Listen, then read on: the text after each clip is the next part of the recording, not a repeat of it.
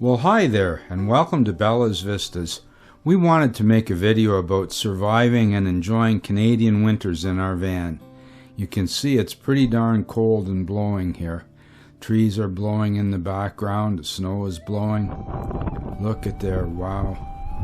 But it's still beautiful. We want to get out and take some pictures. I mean, you can't stay home all the time. We want to get out in the van, travel around. We've got some places we want to get to.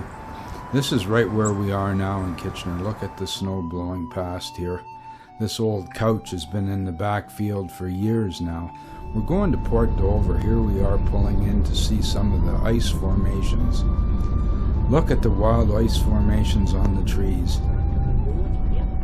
Here you can see our 5-pound propane cylinder set up beside the van. I'm going to pass a hose through this side window and then close the window pretty tightly on the hose.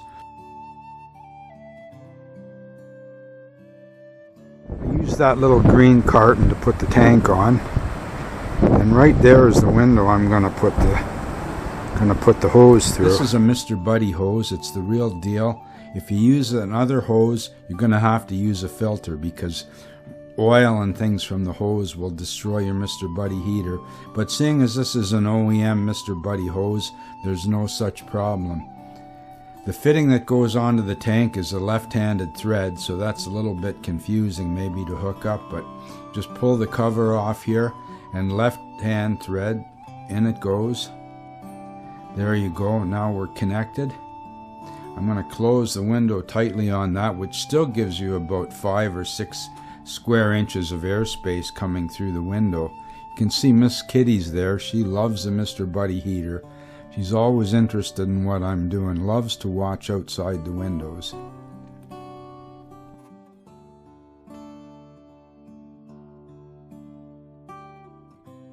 This tray will stop the Mr. Buddy heater from melting our Yeti cooler. Now that's where you hook the hose onto the heater. And you don't need a filter because this is the Mr. Buddy hose. Make sure you got the right hose if you're going to do this. Put the blind down a little bit. Miss Kitty, she's really happy. She loves it when I put the heater on. She loves to sit there and bask in the heat. But I'm always afraid she's liable to get too close to it. Well, we're not the only people here taking advantage of this beautiful scenery.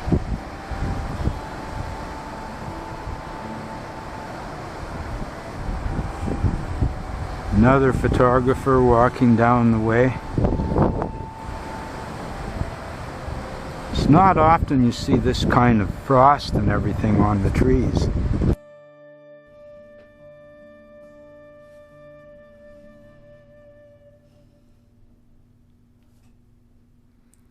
What a beautiful frosty day. Look at all the ice here. Here's the boats frozen in. Pancake ice is what we call this in Newfoundland. Look at these sculptures on the trees. At some angles it looks like you're in Hawaii. This looks like something out of a horror movie, somebody said. I really enjoy it. I think it's just wonderful. There's the lighthouse through the ice. Look at that tree. My goodness, we get the nicest sunsets here in Port Dover too. Beautiful weather.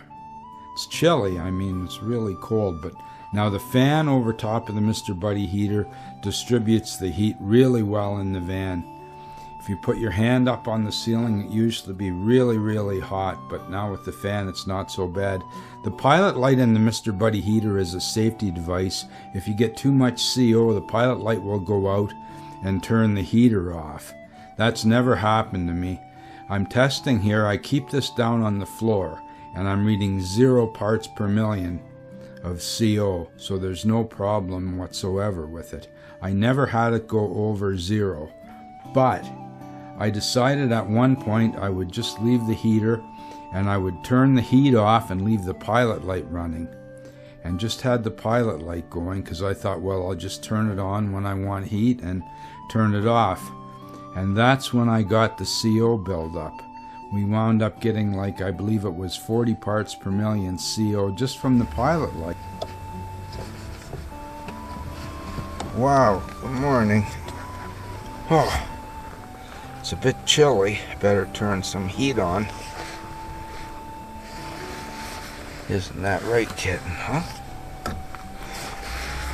Did you have a good sleep, kitty, huh? Well, wow.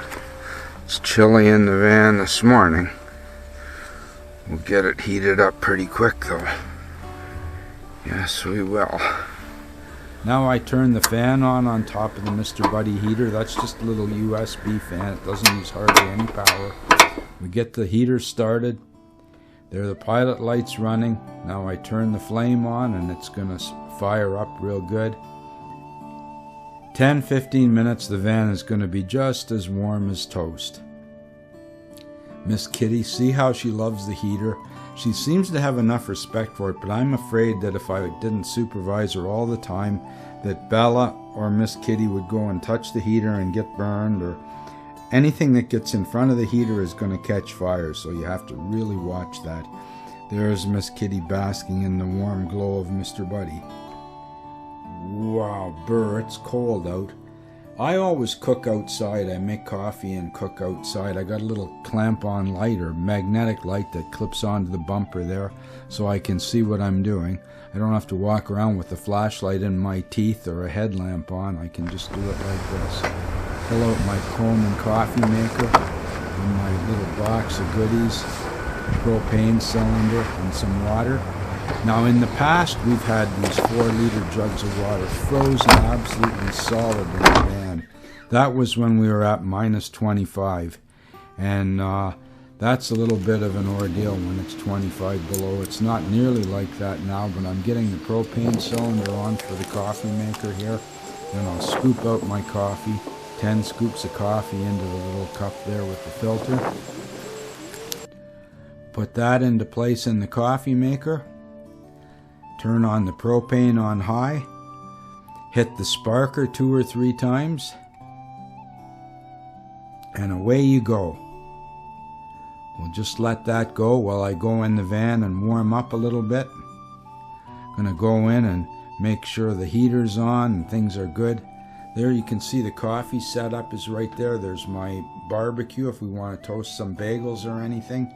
Look at the van. Look how nice and inviting it is. Miss Kitty's in there and Bella. Mary's supervising the animals so they don't get too close to the heater. I'll put some of these little apple tarts that Mary made, put them in front of the heater to warm them up a little bit. And that'll be nice with our coffee. As soon as the coffee's ready, we can tie into those apple tarts.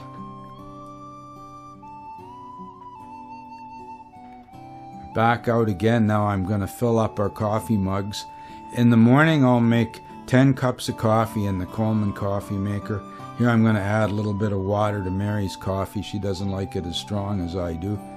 And then there's 1 cup for Mary and 3 cups for me that'll keep me going until noon. After that I don't drink any more coffee because I want to be able to sleep at night. Now, there we go. Just carry these coffees in there and let the coffee maker finish off the rest of it. A lot of times we'll barbecue out right in the snow. Here I'm making a ham steak.